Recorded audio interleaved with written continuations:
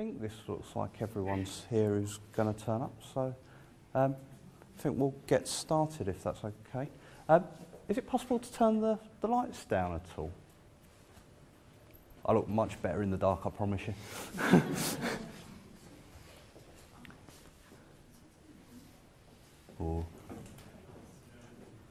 I don't know if you guys know, but apparently this is the largest 4K screen. Is it in Gothenburg or in the country? So yeah, it's quite a cool. If you're geeky, this is quite a cool thing. So I'm Chris Bush, and I'm the UX practice lead of Sigma in the UK. And this is Jamie Clouting. He's a technical consultant with us. And in the UK, we specialise in doing user experience work. So we do quite a lot of user research, user-centred design, and usability testing on projects. And we tend to do quite a lot of it up front before we get to the design phase. So what we're going to do today is talk about some of the principles that can be applied to a website or above and beyond sort of like general SEO, usability, and basically just above usability, so you can make the site more engaging to people. So what we're going to do, just out of curiosity, how many people have heard of pet theory before? That's good. Cool. It's going to be, I think you'll quite like it. It's quite a nice, engaging subject. So what we're going to do is we're going to start off at the very basics. So what is pet theory? Introduce you to some of the core principles and how they're applied, and basically just give you real-world examples and digital examples. So you've got basis to contrast and compare on and see if it makes sense to you. Because it's quite a detailed subject, it's split over 2 sessions. How many people are coming to the second session? I think so. Cool. Yeah, hopefully you enjoy it. In the second session, we actually do some walkthroughs. So we're going to show you how we would layer it onto a real project. So take a poor example of an e-commerce site and build up the product page with some pet theory in it. So what is pet theory? PET stands for persuasion, emotion, and trust. So the idea is persuasion is the attributes you can apply to a design or a user interface that encourage or discourage a user's behaviour. And I'll explain that a little bit in a minute. Emotion is all about how you get the best reaction out of people. So what you can do to set aims such as achievement, get empathy, and get surprise. So the sort of things that aren't necessarily tangible, but the things that most people identify with best. So if you were to meet someone who's a little bit quirky, a little bit interesting, you're going to have more of an emotional connection to than someone who's maybe a little bit more dry, a little bit more formal. And it's trying to identify stuff like that. And the third one is trust.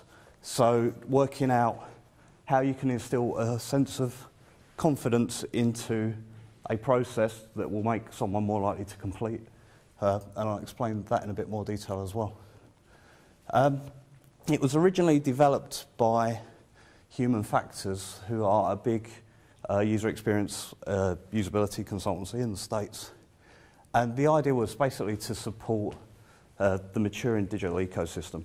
So we've gone in 10 or 20 short years, the internet has come a long way, software design's come a long way, and they were looking for ways to make it more solid, so more like traditional sales and offline information delivery. A lot of it is based on social psychology. There's some marketing principles applied, and the way it works, I'm just going to skip a bullet point, is that it's more on encouraging interaction than traditional marketing. So it's how you get someone to respond to something, and then you can respond back. So it becomes more of a conversational approach, I think. There's a toolkit of 50 principles, which are basically words and phrases, which help you to understand it and work out how you can apply it. And it's also built in a manner that it can complement good usability practice, as I said before. Is it contributing to the marketing or the communication strategy? Both. So the way it's, or how is it used? So Do all you guys run products or web or digital information systems? Cool. So if you've got a public-facing one, you've probably invested a certain amount of time in SEO work.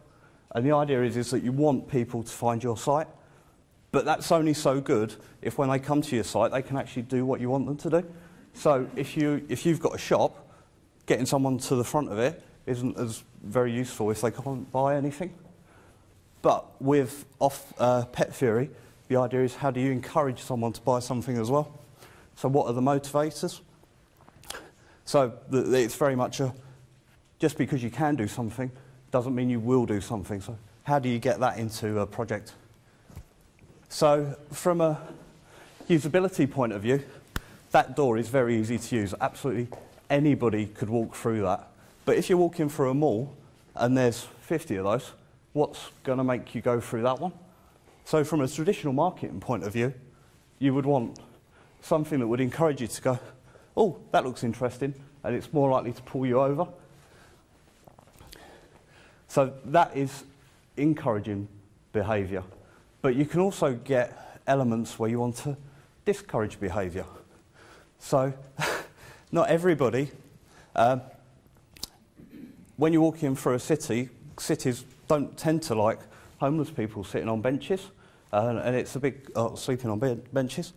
So in the UK, some cities have actually redesigned their seats to look like this.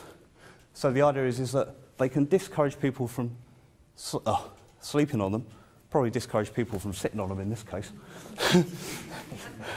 But it is empty, actually, isn't it? There's no one sat there. It's a very extreme example, but it gives you an idea of sometimes you want to allow someone to do something, but you might not want them to do it in a certain way. So using sort of like Pet Theory, you can kind of approach it that way. So what we're going to do now is Jamie is going to walk you through some principles about how it's applied. Okay, so as Chris mentioned, there's about 50 principles. They come online. You can go to changingminds.org. That's an open source set of the 50 principles.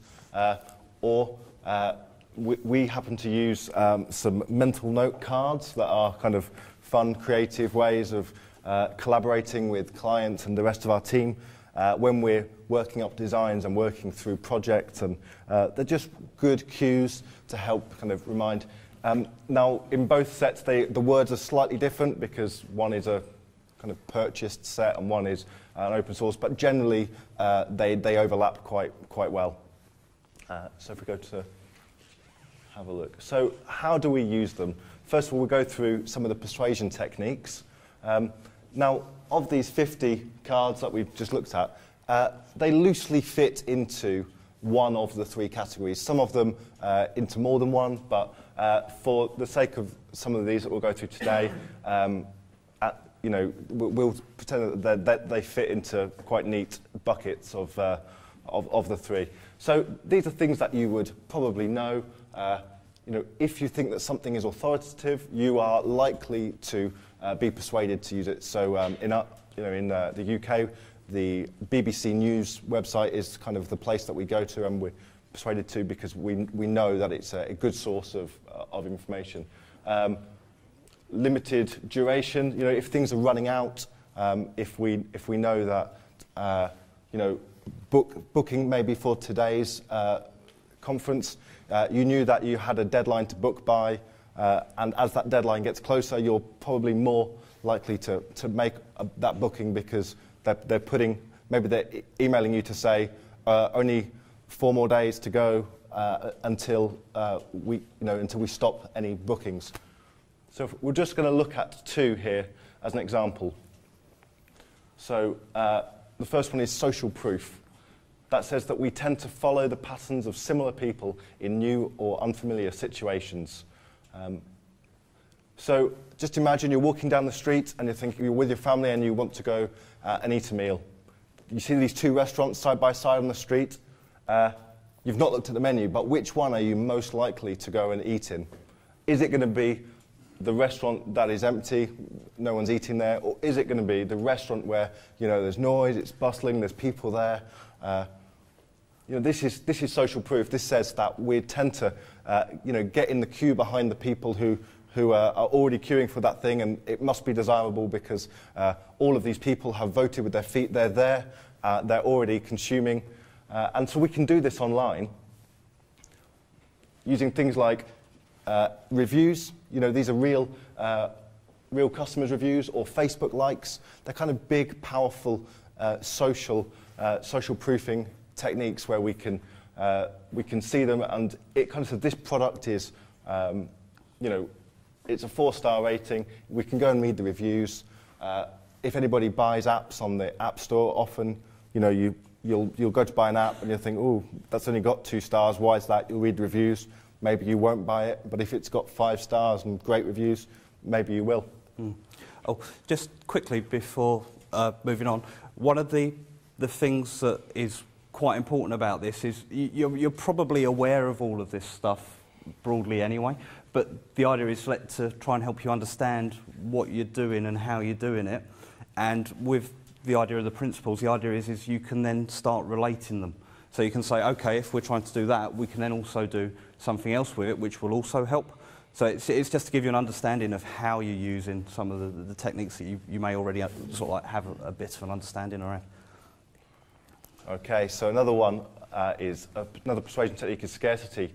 We infer value in something that has limited availability or is promoted as being scarce. So again, with the tickets for this conference, you know, as the numbers of available tickets becomes smaller and smaller, then we're probably more likely to act. We're probably more persuaded to go and sign up now before they run out. So here's a good example of, so you may have seen this, a shop is closing down, everything must go, sales, and you might walk down the street and you might think, oh, okay, I better go and have a look because it might not be here next week. You know, I'll go and look. This can actually be used in a negative way, though, or in a naughty way. When I looked at this photo, actually, the comment below said that this shop had been like this for 5 years, and that they think that this was closing down was probably the name of the shop, but they used it to try and encourage people to come in and buy things anyway. So, yeah, we're going to look in this afternoon's presentation. We're going to look at sort of evil ways to use this stuff. Is it scarcity that is the main message here? Is it on the picture before here? Is it scarcity that makes you want to buy here? It's probably limited. Type of persuasion. I think it's limited duration, which is a form of scarcity. So if we go to the next example, it's also worth pointing out that quite a lot of them are subjective. So in terms of the context they're applied in, they can be perceived in different ways. Yeah, exactly. That's what I was going to say. You know, this is another example of where online they're trying to use limited duration as a form of scarcity to encourage you to buy. Now, again, this one I was a little tricked on because my eyes saw offer valid until, and I thought, great, this is the one. I'll take the screenshot. When I stood here today, I thought that offer doesn't run out until early next year. It's not really that limited, but you know. It's okay because my brain had already told me it's limited, so I'd already started to be persuaded to buy. So yeah, we just need to be careful on those ones. Cool. And this is the point. It's like mentally you're going, oh, it's limited, but the real case around it is it's not. But because there's a trigger there that you kind of start making assumptions and think, oh, maybe I should buy this quickly. And then when you look at it later, as Jamie did, the actual situation is different to the one you perceived it to be. And there's a bit about using this sort of theory negatively and badly, which some sort of like dodgy sales companies can do sort of like offline. And we go into that as well, about how it's also done online.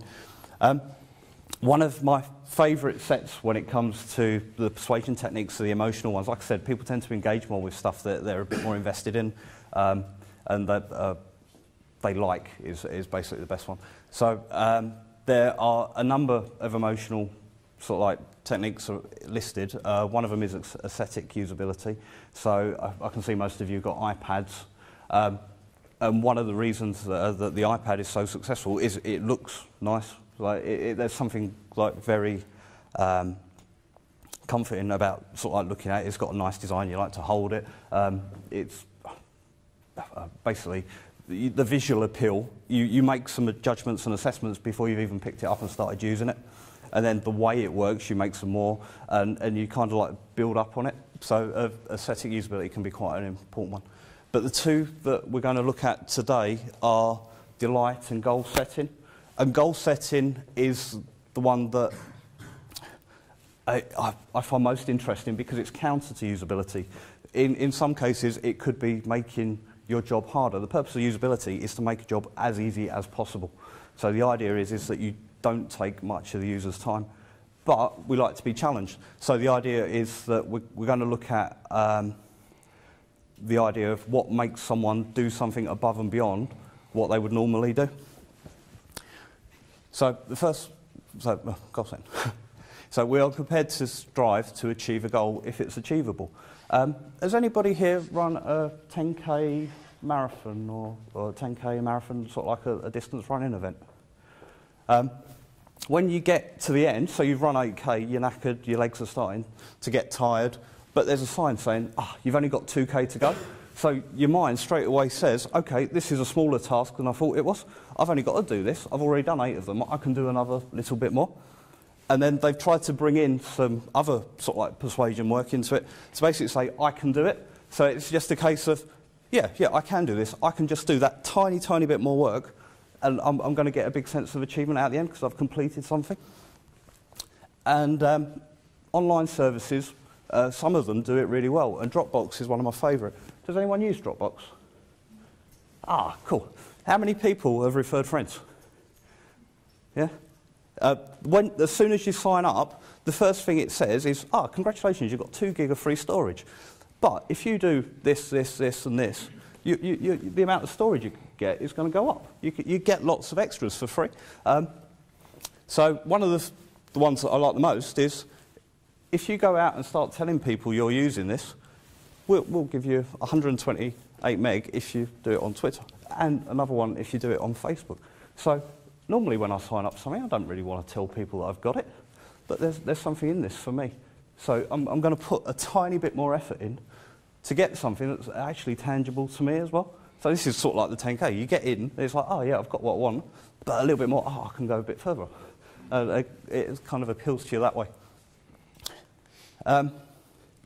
Delight's quite a good one as well. We remember and respond favourably to small, unexpected and playful pleasures. Has anyone seen this site at all? It went viral a couple of years ago. They sell photo equipment in the short, or that's what they started off selling. But they sell toy photo equipment, really, like it's small, inexpensive stuff. So lenses for your iPhone, so you can take slightly different pictures. Lenses for Nikon and Canon cameras, so you can take slightly distorted things. But the lenses are low value, maybe $100 or so, not expensive. So there's an element of play in the products that they have. So they try to introduce it into the website, so it's got quite a nice, friendly, sort of like chilled out design, quite engaging. But it's got this tiny, tiny thing here saying do not pull. How many of you would click that? It is kind of inviting you to play it, and they've put it by the price. They want you to see it, but they don't want to make a big deal out of it. But if you click it, a big hand comes in and pulls the page up. So you can actually go find out why these things are good. So, but by clicking it, you're going to remember that site. You're going to go, oh yeah, what's the site where I did that? and you're going to refer your friends to it. It's like, come and have a look at this.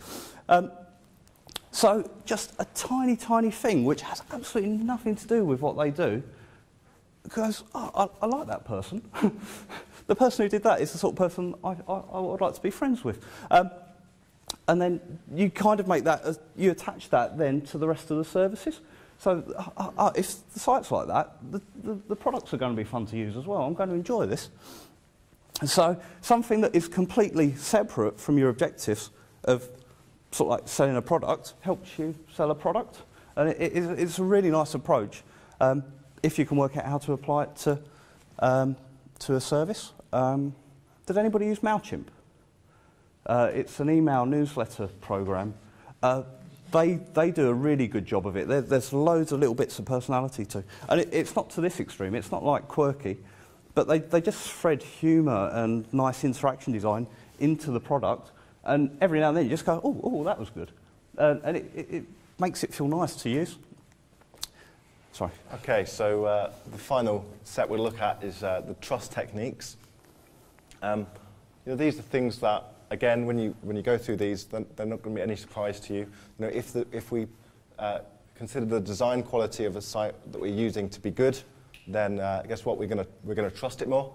If the content is current, if I went on the news website and it hadn't been updated in maybe a couple of months, or maybe even on your you kind of look at suppliers' websites and their latest news was in 2010, you might think, oh, okay, I'm not sure. Are they still about? Are they still online?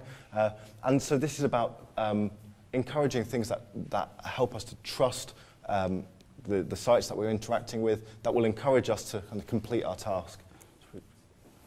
So one of the big ones here is certification. It says that we trust established and certified organisations and trademarks, things that we know and recognise from our everyday kind of real-world lives that we then see online. So here's a good one. If you walk down the street and you go to the store, you'll often see these, the cards that we accept. I'm sure, I don't need to ask, but I'm sure, in your purse or in your wallet, you probably have a card that has one of these on. We know what they are. We trust them. We know that if anything fraudulent happens and they take our money, that actually, we can ring these guys, or sometimes they'll ring us before it even happens, and we can get our money back. So we trust them. So obviously, when we're buying online, I'm sure lots of people have got iPads. If we're going to give our credit card details online to complete a purchase, actually, is that a lot of money? Would we feel safer if we went into the store and picked it up? Maybe we don't want to use our credit card, but here we see, fantastic. They use those cards that I know and trust. That is going to encourage me to complete my purchase because I trust them. And when I'm ready to go to the checkout, I'm really just continuing. But they want to encourage me. They're saying you can continue securely, safe in the knowledge that this is a safe experience for you. Trust us. So this is a great example of one of the trust principles. And when we start overlaying all of these things onto designs, as we'll look at in the next session, then we can really start to build up really positive sites that we're engaged with, that we're excited about using, that we trust to use. So I'll hand over to Chris now. Cool. Like I said, sorry, because it's quite a detailed subject, we had to split it into 2 sessions. So that's kind of the end of the first session. We're more than happy to talk to anybody. We've got the mental notes cards here if you want to have a look at them to try and get an understanding of how the information's delivered to you in a way that you can read it. I think they're about $30. I think they're from an American company, but they're worth looking at. If you come into the next session, we'll walk through some of the layering stuff. If you can't make the next session, the video will be online, and you will be able to basically see that as well. So thank you very much for your time. Does anyone have any questions? Cool, thank you. Hopefully I'll see you in about an hour.